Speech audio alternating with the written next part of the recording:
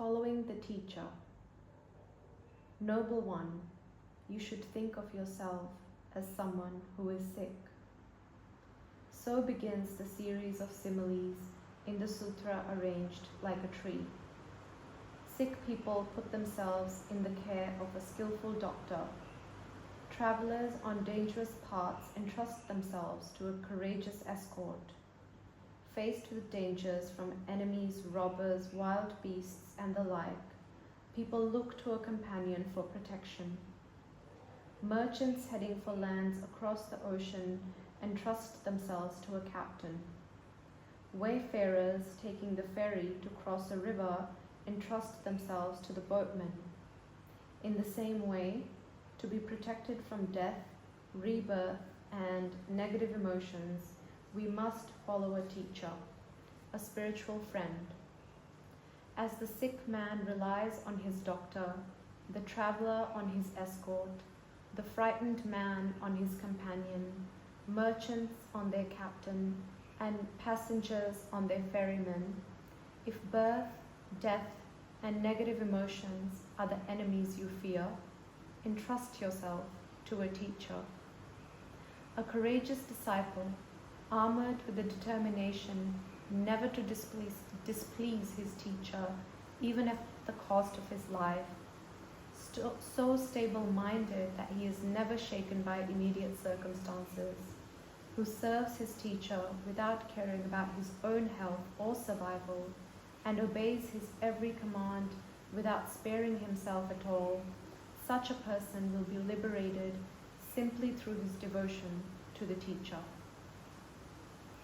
Those who, well armored and steady of reason, serve a teacher regardless of health or of life, following his instructions without sparing themselves, will be freed by the strength of devotion alone.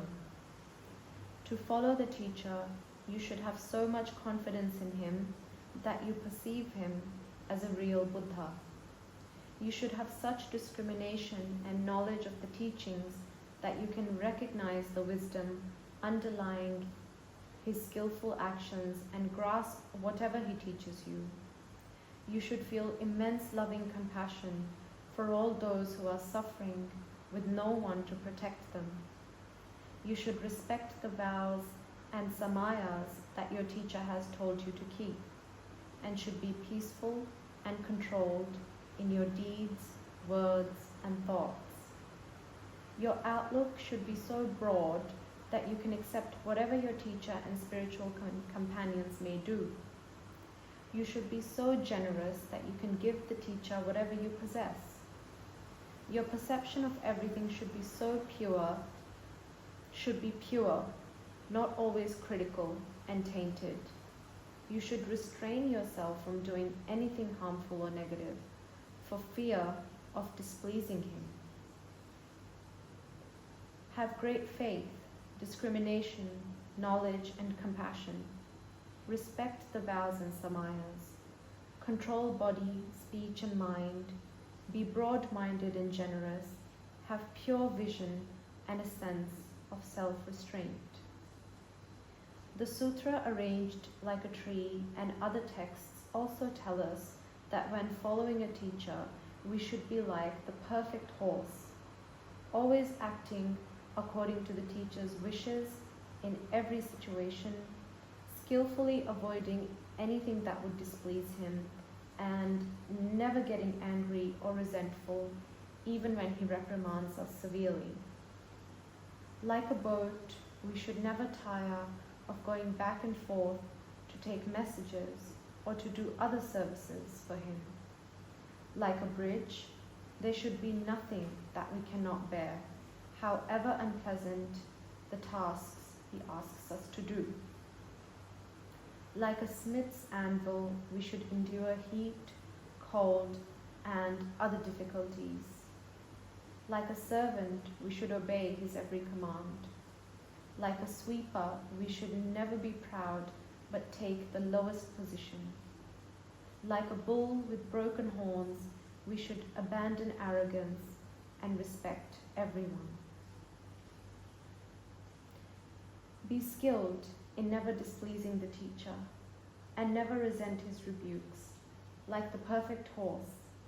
Never be tired of coming and going like a boat. Bear whatever comes, good or bad, like a bridge. Endure heat, cold, and whatever else, like an anvil. Obey his every order, like a servant. Cast off all pride, like a sweeper, and be free of arrogance, like a bull with broken horns. This, the Pitakas say, is how to follow a teacher. There are 3 ways to please the teacher and to serve him. The best way is known as the offering of practice and consists of putting whatever he teaches into practice with determination, disregarding all hardship. The middle way, or the middling way, is known as service with body and speech, and involves serving him and doing whatever he needs you to do, whether physically, verbally, or mentally. The lowest way is by material offerings, which means to please your teacher by giving him material goods, food, money, and so forth. To offer what wealth you may have to the 4th jewel, to honor and serve him with body and speech, not one of these actions will ever be wasted, but out of the 3 ways to please him, practice is best. However incomprehensibly the teacher may behave, always maintain pure perception and recognize his way of doing things as his skillful methods. The great Pandit Naropa had already become highly learned and accomplished, but his deity told him that his teacher from previous lives was the great Tilopa, and that to find him he should travel to eastern India. Naropa set off immediately, but upon arriving in the east, he had no idea where to find Tilopa. He asked the local people, but they knew nothing. Is there nobody in these parts named Tilopa? He insisted. There is someone called Tilopa, the outcast, or Tilopa, the beggar. Naropa thought, the actions of Siddhas are incomprehensible. That might be him. He asked where Tilopa the beggar lived. By that ruined wall over there, where the smoke is coming from, they replied. When he got to the place that he had been pointed out to, he found Tilopa seated in front of a wooden tub of fish, of which some were still alive and some dead. Tilopa took a fish, grilled it over the fire, and put it in his mouth, snapping his fingers. Naropa prostrated himself before him and asked Tilopa to accept him as a disciple. What are you talking about? Tilopa said. I'm just a beggar. But Naropa insisted, so Tilopa accepted him. Now, Tilopa was not killing those fish just because he was hungry and could find nothing else to eat. Fish are completely ignorant of what to do and not to do, creatures with many negative actions, and Tilopa had the power to free them. By eating their flesh, he was making a link with their consciousness, which he could then transfer to a pure Buddha field.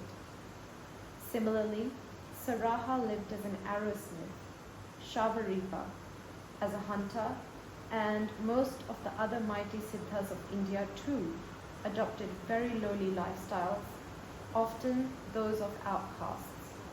It is therefore important not to take any of your teacher's actions in the wrong way. Train yourself to have pure perception.